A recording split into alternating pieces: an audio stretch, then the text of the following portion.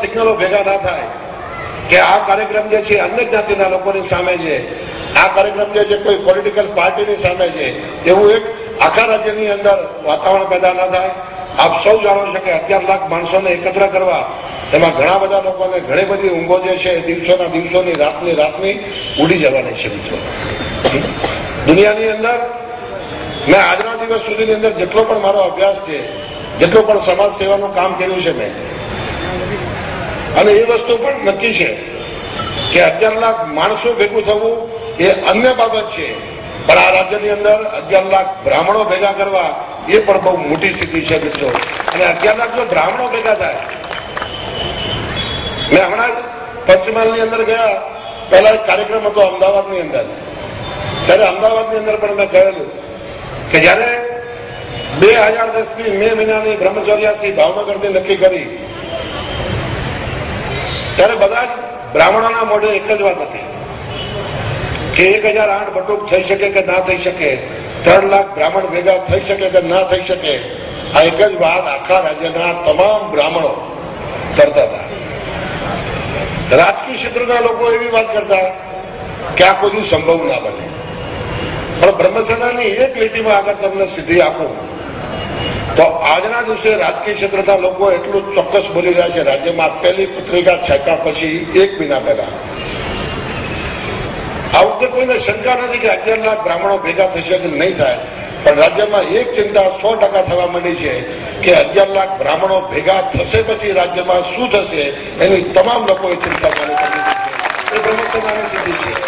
અને આજના દિવસે એટલા માટે હું તમને કહું છું કે ઘણા બધા આ લક્ષ્યાંકને પાર પાડવાની અંદર કેટલાય લોકોનો સહયોગ જોશે. આ લક્ષ્યાંક સુધી પહોંચવા માટે ઘણી બધી વિડંબણાઓ આવશે. આપણે જાણીએ છીએ કે વેદો અને શાસ્ત્રની અંદર પણ લખ્યું છે કે જયારે કોઈ મહાયજ્ઞના આયોજન થતા હોય ત્યારે રાક્ષસો હવનની અંદર હાડકા રાખવા માટે સ્પેશિયલ પ્લેન કરીને આવતા હતા. આ સમાજની અંદર પણ ઘણા બધા રાક્ષસો છે. મિત્રો, એટલા માટે આ નોંધ મૂકું છું કે એક ઠરાવ આપણે એવો કરવો જોઈએ કે આ બ્રહ્મચર્યાસીની અંગે આખા રાજ્યની અંદર એક પણ બ્રાહ્મણ જો વિરોધનું કામ કરે તો એને બ્રાહ્મણની જ્ઞાતિમાંથી બહાર મૂકી દેવો જોઈએ. જબરજસ્ત આંદોલન આપણે સમાજે ઉપાડવું જોઈએ.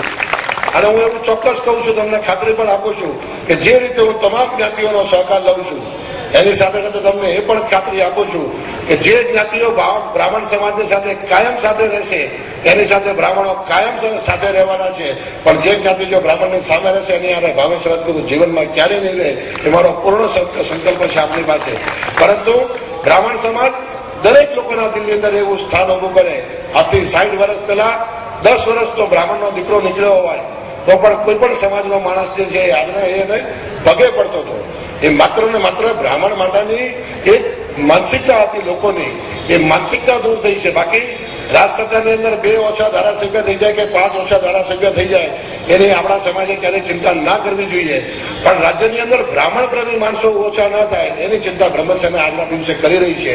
અને એટલા માટે હું તમને કહું છું કે આ ઠરાવ એક એવો ઠરાવ છે કે જો તમને આની અંદર સહમતી હોય તો ભગવાન પરશુરામના સોગંદ ખાય અને તમારી પાસે ઠરાવ કરાવવાનો છું. એટલા માટે, કારણ કે 11 લાખ બ્રાહ્મણો એકત્ર થશે ને એની બહુ બધી ચિંતા ઘણા બધા લોકોને આજના દિવસે થઈ રહી છે.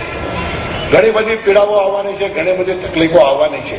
હું ચોક્કસ માનું છું કે મારી પાસે એવો કોઈ પુરાવો નથી કે અન્ય જ્ઞાતિના લોકોએ બ્રાહ્મણ એકત્ર કરવા માટે વિરોધ કર્યો હોય, પણ મારી પાસે એવો પુરાવો ચોક્કસ છે કે આ સમાજમાં 20, 25, 50 માણસો એવા છે કે જેનો કાયમિકનો ધંધો આ છે, અને આ ધંધો જો આ વખતે ચાલુ કરે તો એની દુકાન આગ જગની તોડફોડ પથ્થરમારા સાથે બંધ કરાવી એ બ્રહ્મસેનાનો અડગ નિર્ણય છે.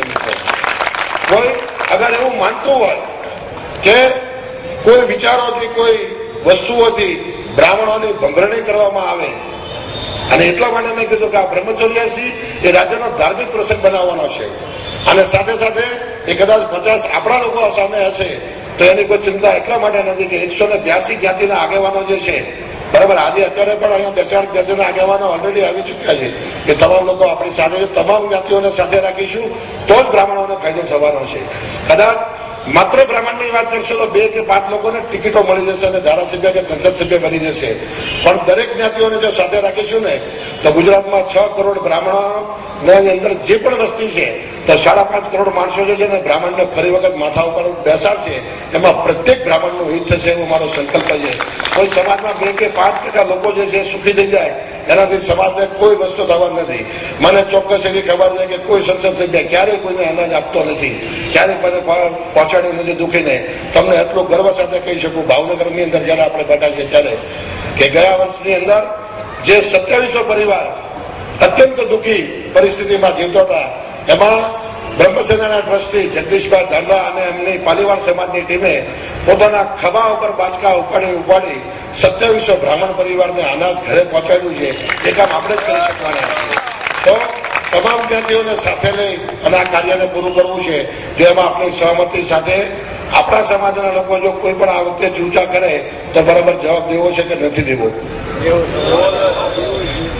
દેવો હોય તો જોરથી અવાજ માંગવો જોઈએ.